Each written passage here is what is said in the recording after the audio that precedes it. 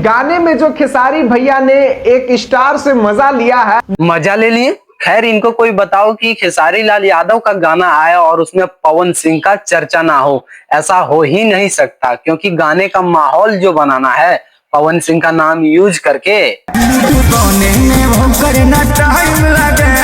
जिसका मूड बनने में टाइम लगता है उसको कुछ और ही कहते हैं। लेकिन जो कहीं भी शुरू हो जाता है, चाहे भरे स्टेज में हो, चाहे जिम में हो, चाहे भरे स्टेज में, खुले मैदान में हो, उसको क्या कह सकते हैं? कैसी अपमानजनक बातें कर रहा है लड़का, ये अश्लील है ये लोना। खैर इस भाई साहब के बारे में बताएं तो ये खेसारी लाल यादव के सपोर्ट में वीडियो बनाते हैं, लेकिन अधिकांश वीडियो में खेसारी लाल यादव का गाने का रिव्यू करते हैं, लेकिन नाम पवन सिंह का लिया जाता है।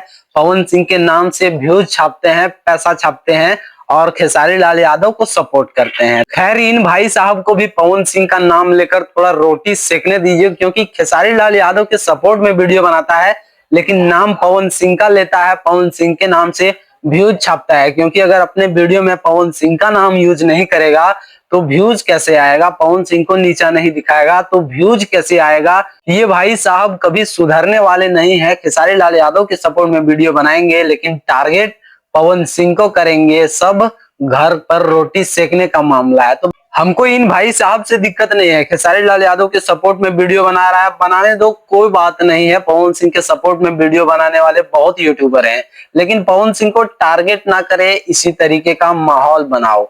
पवन सिंह को टारगेट करके रोटी सेकने का जो मामला है हर यूट्यूबर करने लगा है अब। बस इसको इतना ही कहना चाहो तो तुम खेसारी लाल यादव के सपोर्ट में वीडियो बनाओ, खेसारी लाल यादव के गाने का रिव्यू करो, लेकिन पवन सिंह का नाम यूज मत करो। बाकी ठीक है, मिलते हैं आप लोगों के साथ नेक्स्ट वीडियो में। अगर आप चैनल पे नए हो तो चैनल को सब्सक्राइब जरूर कर दीजिएगा।